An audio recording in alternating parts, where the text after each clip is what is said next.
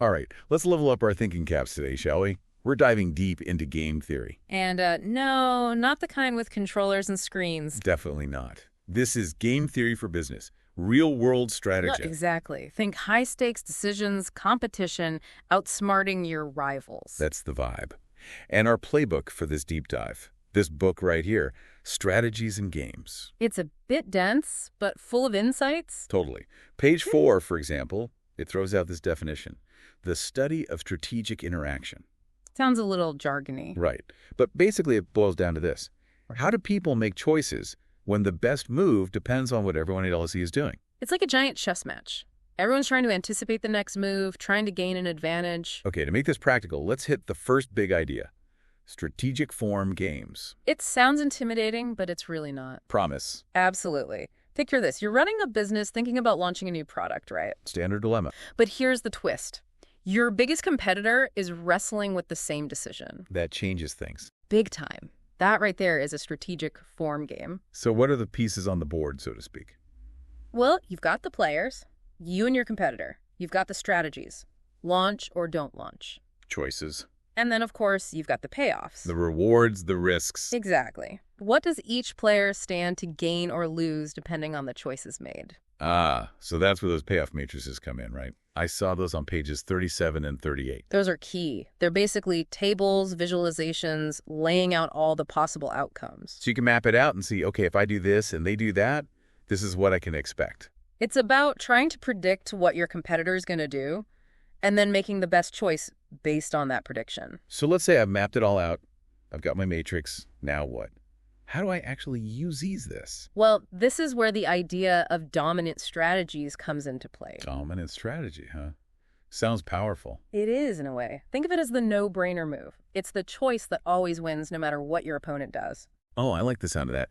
So if I had a product, let's say, that was so groundbreaking, so unique, no one else had anything like it. That could be a dominant strategy situation. You launch and you win, regardless of what the competition does. I'm guessing it's not always that simple. Right. Dominant strategies are awesome, but they don't always exist. Most business situations, the best choice for you depends heavily on what your rivals are up to. So it's a dance, Yeah. a strategic dance. Exactly. And that's where things get even more interesting. All right, so spill it. What happens when there's no clear no-brainer? How do we handle the more complex scenarios? Enter Nash equilibrium. Okay, hit me with it. Think of it like this. It's the point where everyone is making the best possible move, given what everyone else is doing. No one has a reason to switch their strategy because they can't improve their outcome. So it's a kind of balance point, right? A stalemate where everyone's settled into their best position. Exactly. The book lays out the formal definition on page 63, but the gist is, it's where everyone's optimized, no one's got an incentive to rock the boat. Ah, so this Nash equilibrium can come from pure strategies where you always choose one option. Right, or it can come from mixed strategies where you randomly switch it up. Like sometimes you do A, sometimes B with a certain probability. Okay, I'm seeing the framework, the big picture here. But how do we actually use these ideas, these concepts in the real world? Let's jump into a classic scenario. The Cournot duopoly. That sounds intense. It's simpler than it sounds. Imagine a market, right? Only two major players. Duopoly, right, too. Both companies make similar products, and the big question is, how much should each company produce to maximize their profit? Ah, so it's a back and forth. I adjust based on what I think you will do. You adjust based on ME. That's it. And what's fascinating is that this often leads to an equilibrium point. Both companies settle on a certain production level. It's like an unspoken agreement. Wow, so we're seeing the logic behind pricing, production, how these big decisions play out in a competitive market. Exactly. And this is just scratching the surface. There's more. Oh, way more. All right, lead the way. What other real-world situations can we apply this to? Welcome back. We're about to take our game theory skills to a whole new level. New level, huh? Bring it on. What's on deck today? Well, in part one, we talked about making decisions when you know all the pieces of the puzzle, but in the real world, things are rarely that clear-cut. Right. It's messy, it's unpredictable. Exactly. You never have perfect information about your competitors, suppliers, or even your customers. There's always an element of mystery, of the unknown. So how do we deal with that? How do we make strategic decisions when we're in the dark? That's where the concept of incomplete information games comes in. Think of it like playing poker. You only see your own cards, but you're trying to guess what your opponent is holding based on their bets, their body language, their whole vibe. So it's a game of reading between the lines, making educated guesses, and constantly adjusting your strategy as you gather more information. Precisely. And luckily for us, our trusty guys, Strategies and Games, dives deep into this in Chapter 20. Okay, so walk me through it. How do we navigate this world of incomplete information? Well, the book starts with a classic game theory scenario called the Battle of the Sexes, but with a twist. The husband doesn't actually know his wife's true preferences. It's like trying to plan a date night when you're not quite sure what your partner is in the mood for. I've been there. Mm-hmm. So in business, this could be like trying to anticipate a competitor's move when you're not sure about their costs, their capacity, or even their long-term goals. Exactly. It's like trying to solve a puzzle with missing pieces. And to do that, we need a new tool in our arsenal, Bayes-Nash equilibrium. Okay, you're going to have to break that down for me. How does Bayes-Nash equilibrium actually work in practice? Imagine you're that husband trying to decide between football and the opera. Bayes-Nash equilibrium says, look, you got to consider the probability of your wife preferring each option. What have you talked about before? What are her general interests? Use any clues you have. Then you choose the option that maximizes your expected payoff, taking those probabilities into account. So even though you don't have all the information, you're making the most logical choice based on the odds. Exactly. And the beauty of Bayes-Nash equilibrium is that it often leads to stable outcomes, even when everyone is operating with limited information. It's like finding that sweet spot, that common ground, even in the midst of uncertainty. And sometimes, even with incomplete information, there's still a clear path to success. The book actually gives a great example of this on page 321, where a dominant strategy emerges. Okay, that's good to know. So even in the dark, we could still use game theory to light the way. But tell me, are there ever situations where incomplete information can actually work to our advantage? There are. Chapter 21 dives into a case study where a corno duopoly, remember those two companies battling it out, faces incomplete information about costs. And guess what? Sometimes not revealing your true costs can give you a strategic edge. Hold on. Why would you want to keep your costs a secret? Wouldn't transparency be better, especially in a competitive market? Not necessarily. Think about it. Let's say you have lower production costs than your rival. If they don't know that, they might assume you have similar costs and make less aggressive decisions, like pricing their products higher than they would if they knew the truth. So by keeping my cost under wraps, I'm basically bluffing. You got it. You create a perception that influences your competitor's actions, even if the reality is different. And this can play out in different ways. The book even talks about how sometimes it's actually beneficial to reveal information. Okay, I'm sensing a pattern here. It seems like knowing when to reveal information and when to conceal it is a pretty valuable skill. Absolutely. It's all about strategic disclosure. And then on page 338, the book talks about signaling. Signaling. Yeah, it's how companies use things like advertising, partnerships, even strategic leaks to send messages about their capabilities. It's all about shaping perceptions, influencing the competition. Wow, this is making me think about all the subtle signals that companies send out there. It's like a whole hidden language. It is. And understanding that language can give you a serious leg up in the business world. But, we've talked about playing the game with incomplete information and even using that to our advantage. But what if we could actually design the rules of the game itself? Design the rules? Is that even possible? It is. That's where mechanism design comes in. It's all about creating the game you want to play, setting the rules, the incentives, the information flow, all to achieve a specific outcome. Chapter 22 is all about this. It's a game changer, literally. So instead of just reacting to the market, we can actually shape the market to our advantage. You got it. It's like being the architect of your own destiny. Think about auctions. The auctioneer sets the rules: first price, second price, sealed bids, open bids. Those rules determine how people will behave and ultimately who wins and what price they pay. So I'm not just playing the auction, I'm creating the auction itself. Exactly. And this applies to so many business scenarios. Launching a new product. Design a pricing scheme that encourages early adoption. Want to build customer loyalty. Create a rewards program that incentivizes repeat business.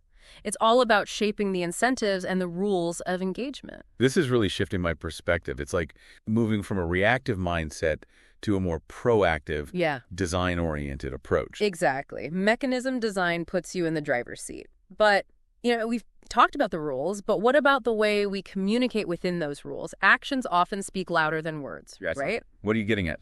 Signaling games. Chapter 24 is all about this. It's how one player can convey information to another through their actions.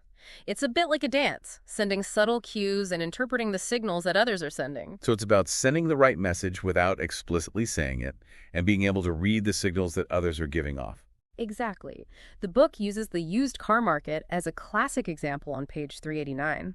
Sellers of good used cars need to find ways to signal their car's true value to buyers who might be wary of getting stuck with a lemon. It draws on Akerloff's famous lemons problem. Oh, I've definitely been there, trying to figure out if a used car is a good deal or a potential money pit. So how do sellers solve this signaling problem? Well, they can offer warranties, provide detailed maintenance records, or even let potential buyers have the car inspected by a mechanic. These actions signal that the car is in good shape.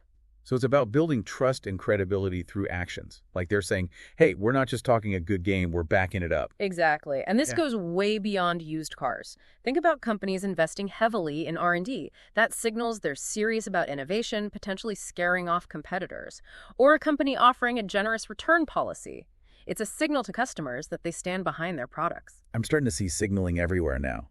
It's like this whole undercurrent of communication happening beneath the surface.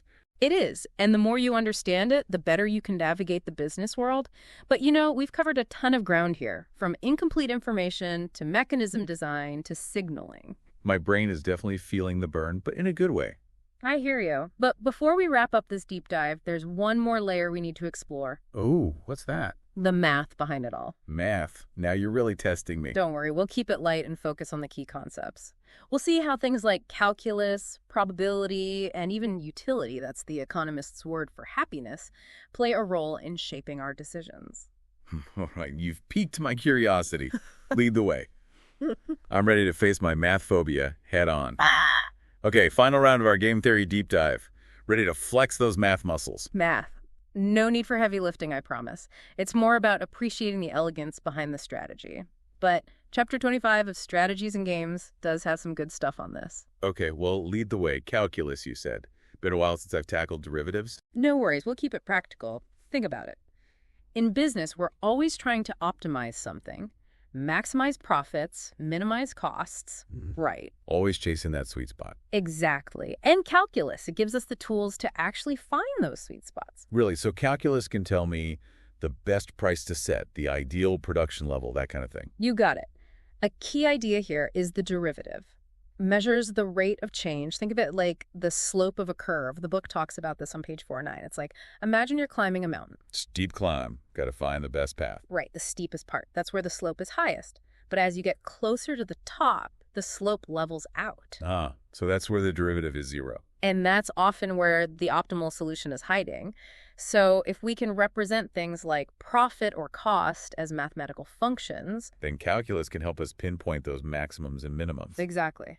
Pretty neat, right? I'm starting to see the power here. Calculus isn't just some abstract thing. It's a tool for making real decisions. Absolutely. Okay, ready for round 2, probability. Chapter 26 in the book. Probability. Well, at least I feel a bit more comfortable with that. It's all about chance, right? Risk, uncertainty. And let's be honest, in the business world, uncertainty is everywhere. Will our new product take off? Will the market swing in our favor? Who knows? Right. No crystal ball. But with probability, we can at least try to make sense of the unknown, quantify those risks, see the potential opportunities a little clearer. So instead of feeling like I'm just guessing, I can assign actual likelihoods to different events, make more informed calls. Precisely. Expected value is super useful for this. It's covered on page 427. Okay, remind me, how does expected value work again? Imagine you're thinking about investing in a new venture, right? Risky, but could be a huge payoff. Exactly. So you've got potential profits, potential losses, all tied to different probabilities. Expected value rolls all that up into a single number. Ah, so it gives me the average outcome, considering both the good AD, the bad possibilities. Yeah. Exactly. It helps you balance that risk and reward equation so you're not just throwing darts in the dark. Smart. So, calculus for optimization, probability to navigate the unknown. What's the final piece of the puzzle? Utility. This is where things get a little psychological. Chapter 27 talks about this. Utility. How do you even measure something like that? Isn't it subjective? Well, Think about it. People make choices based on what they value, right? What brings them satisfaction, happiness. Ah, so utility is about understanding people's motivations, what drives their decisions. You got it. And those motivations aren't always purely rational, right? Sometimes emotion, personal values, they play a role too. So it's about acknowledging that people don't always fit neatly into these economic models. Exactly. And the cool thing is we can actually quantify preferences to some extent How so? with utility functions. Page 436 has the formal definition. We can assign numerical values to different outcomes, showing how much satisfaction or utility someone gets from each choice. So it's like creating a scale of happiness, ranking things based on how much joy they bring. That's a great way to put it. And once you grasp utility, you can get a better handle on why people make the choices they do, even if those choices seem a little illogical from a purely financial standpoint. I'm starting to see that. So we've gone from strategic form games, those payoff matrices, all the way to calculus, probability, even the psychology of preferences.